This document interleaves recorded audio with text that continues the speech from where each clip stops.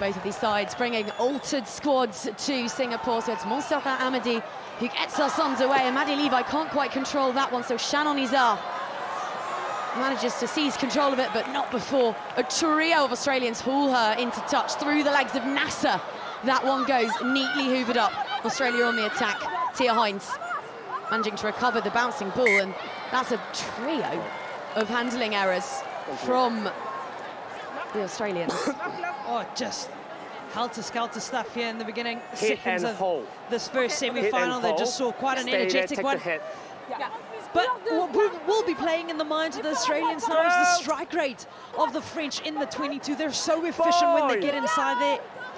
So defense going to be key for Australia at the moment, and France going to be hoping they can find a way. Nason feeds the scrum, and Garasino swerving off the base of it. Amadi with an audacious dummy, but Tegan Levi wasn't falling for that for a second. Momentum stalled for the French as Nason looks this way and that, deciding who to employ, and she picks Serafine Okemba, who manages to free her hands and get the offloads away, and it is the start of dreams for Les Bleus. Montserrat Amadi on hand to finish it off. We spoke about the efficiency in that 22. France so good, but it's scrappy at scrum time, loose ball, but then the offload, Amadi linking up with Okemba. Akemba's really just been getting her side over that gain line, making a couple meters on carries, and Amadi gets in for that one. As the conversion comes in from Shannon Izar, we've been joined from pitchside by Tim Walsh, head coach of the Australians. Well, Tim, not the start you might have hoped for, but what have you learned about Maddie Ashby and the way that she will galvanise the girls off the back of it? Yeah, she's had a fantastic tournament, but I think every game we get closer to the final, the more pressure and the more leadership we need. But the French were just so good at just pinning you there, and we just didn't exit well there. So hopefully we can do better this time.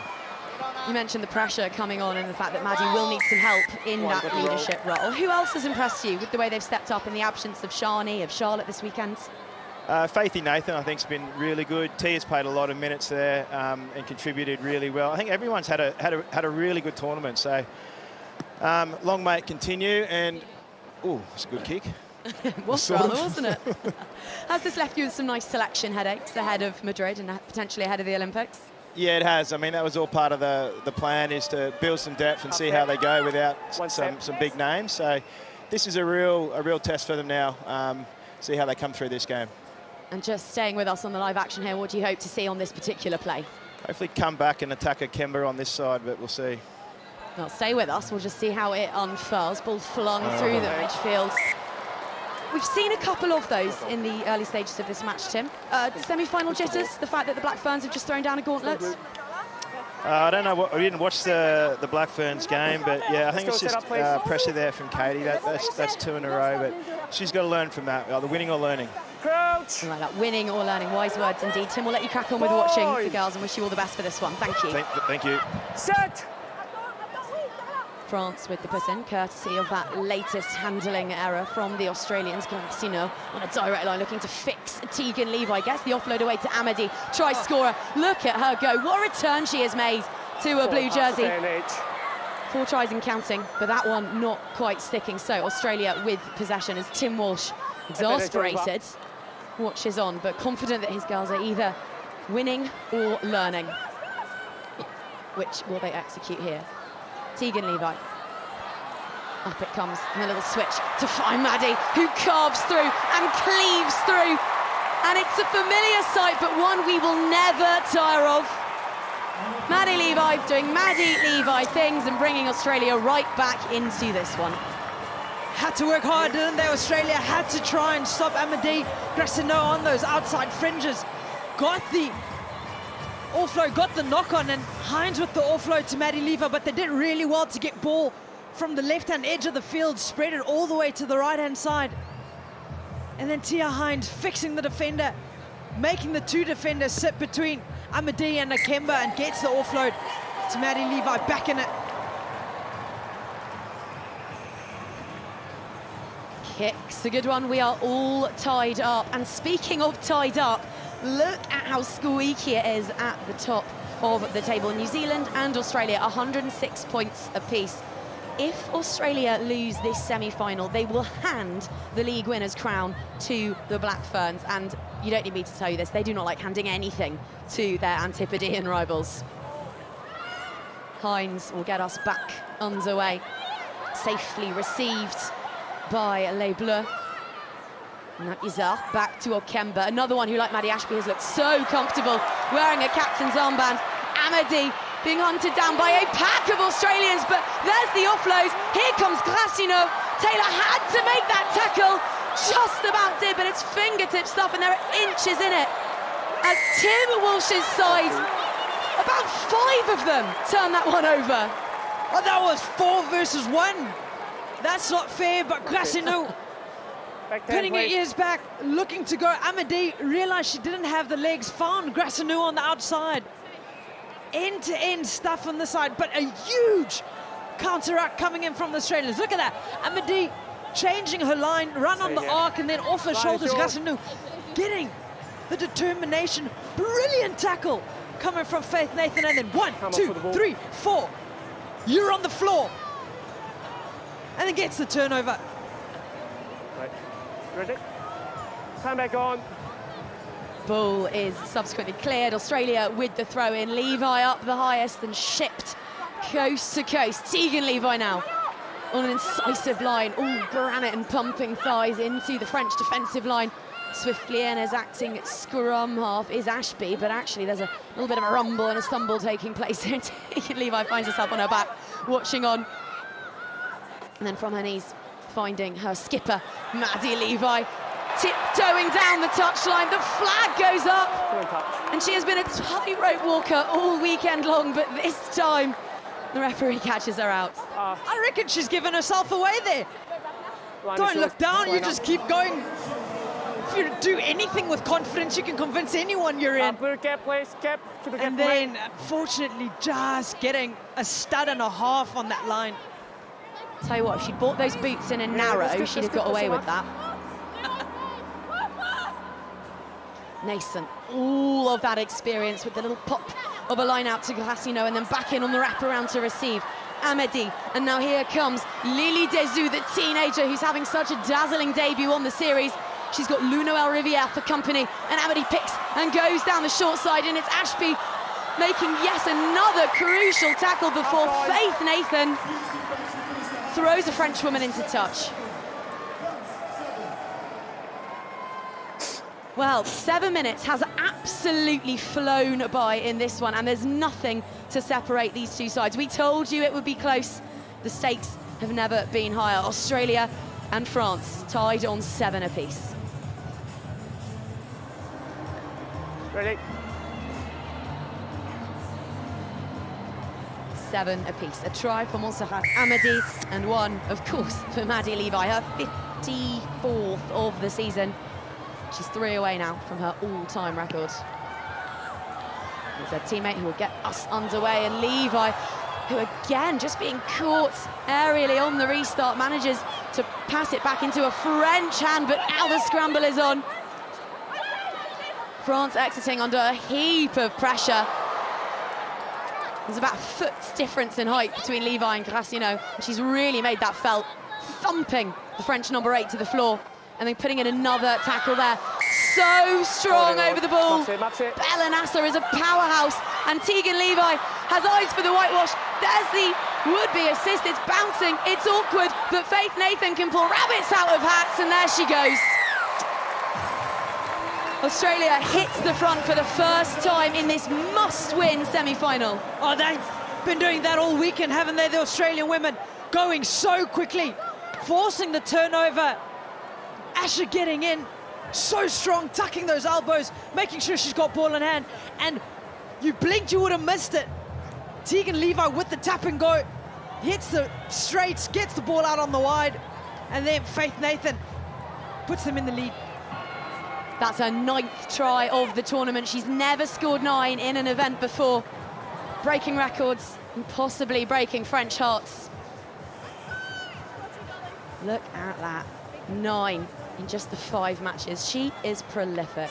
Yeah, Tim Walsh in the huddle at halftime, speaking about getting quick rack speed, but take a look at that, Corey Sweeney and co keeping an eye on this one. Well, they're home and host. They have got themselves a date in the final. It's whether they're playing women in gold or women in blue. A little bit of momentum has just come out of the French team. They've struggled since that blistering start. And if it is the women in blue in the final against the Black Ferns, then they'll be playing as the already crowned league winners, because they will be uncatchable. Australia, the only side with a hope of stalking down the reigning champs. Dezu through the hands of Amadi, and now Izal, those two having played every minute of this one so far. So too Carla Nason. It's a thrashing Tegan Levi who enacts the tackle there. Okemba barreling over, plucking up the loose ball. Tegan Levi back-to-backing tackles like there's no tomorrow.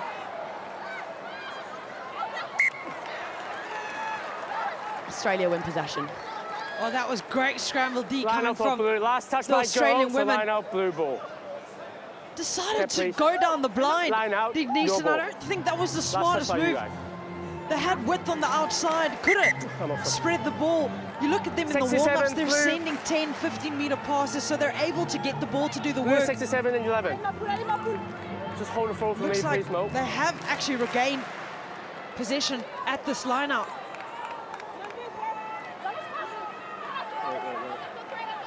France have been averaging 10 offloads a game so far in Singapore, more than any other side, including Fijiana. They've been stifled so far, just the 4 in this match. Australia not letting them play, not letting them create the chaos in which they thrive. There was plenty chaotic about that. Australia do this time get the ball back. Called, go ball. Yeah, I'm not the one to call the trick play, but you just see the French started hurtling backwards. That would have been brilliant opportunity for someone to come on the short line and run in front. Blue 9. Put themselves under pressure, giving away a golden opportunity. You're trailing by 5. You've got to use every single opportunity you've got. But just speaking on those offloads, what the Australians have done really well is they've wrapped the French and then gotten in that passing line, so offload options aren't on. And that might actually just be rattling the rhythm of the French at the moment. Fine. Time off, please. Lael Arison, our superstar analyst alongside me with all the inside scoops. Ready? Set up, please. We'll have that scrum again. France, remember, probably the best team to have never won an event on the series. They've reached 2 finals this year, their best tally ever. Still yet to convert that into a title. And they'll have their work cut out because Australia just starting to click and fizz in attack now as that bouncing ball is hoovered up by Nathan. 9 tries and counting to Faith's name. Ashby, the tournament's top try assister, gets it out wide, and now Nasser. Look at the accuracy and the float on those balls. They are devastating, these Australians. Sydney Taylor, the 21-year-old, starting to find her feet in the rarefied company of Tim Walsh's squad. Oh, but that one's loose. That one's been gathered beautifully, and Yolene Yengo finds herself 2 meters out. Opportunity knocks for the French, and there's acres of space out wide as Grassino ducks her head and heads back in. Ball out. Okemba needs to get this offload away, but instead keeps it safe and piling over the ball. Is Dezu here now? Is Lou Noel Riviere? And it's a try that might just have got France back in this one. 12 apiece, kick to come. Oh, great D from the French. Got up in the faces. I was keeping an eye on the outside players, really getting into the faces of the Australians. Lou Noel Riviere getting the put down, but a lot of hard work. Yengo involved there, offloads are plenty. And for the lead, unfortunately not getting it. So we're all tied up, 2 minutes to go.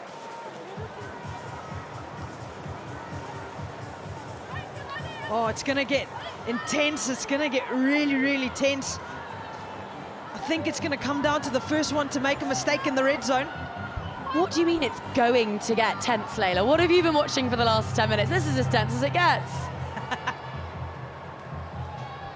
Yengo with the restart, a critical restart. And she left it late as well. A skittling ball end over end, tricky to deal with, but Tegan Levi's got the skills, we know that. But what it has done is pinned the Australians right back in their 22. 12 apiece. Australia needs to win if they're to remain in contention. Not just here in Singapore, of course, but for the chance to topple the Black Ferns and be crowned league winners. Maddie Ashby says, I'll take this. Finds another Maddie, Levi. Through the hands it goes to Toy with the pinwheel, the pivot, the assist onto Tegan Levi, and now Faith Nathan. As though fired from a cannon, delivers yet again. Oh, look at that. The hopeful pass, Faith getting over, and she loved it. So good. Had to play inside their own 10. Then it was purely letting ball do the work and getting it to your speedsters. Maddie Ashby tapped really quickly. We know that they love tapping quickly, catching the team on the defensive. Go, Faithy! Oh, we said it was going to be about the team that makes the next mistake. 20 seconds left on the clock. What does France have up their sleeve? Come on, please. Corey Sweeney watching on. He might just have seen Australia punch their ticket to a date with destiny and the Black Ferns a little bit later on. The conversion from Levi means that it's got to be a converted score if France are to force a golden point here. Right, water on, please, ready. Australia will kick off. Australian side nipping at Kiwi heels in the standings and hell-bent on some history.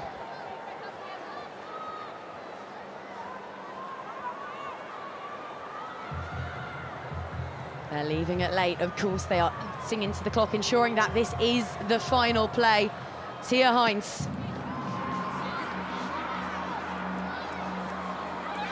Picking out Valentine Lotoz. Ayaan Jason is on as well. Yengo. Maddie Ashby clutching at her wrist as she got to her feet there, but she seems all right. Oh, and look at the swerve and the daring from Alicia Christian. France with ball to play with and nearing the Australian half. This one's not dead yet. Now it might be, because Maddie Levi has the ball. Australia have done it. Tim Walsh picked a decidedly green squad for Singapore, but they've reminded us that there is gold on their jerseys too. They are still in the hunt for league winners and the title here in Singapore. You couldn't have scripted this better. Tonight's final will be a winner-takes-all shootout between the best two sides on the series. And France, again, will fight for bronze. Corey Sweeney has just watched Australia name themselves his opponents tonight. And that is going to be a titanic tussle.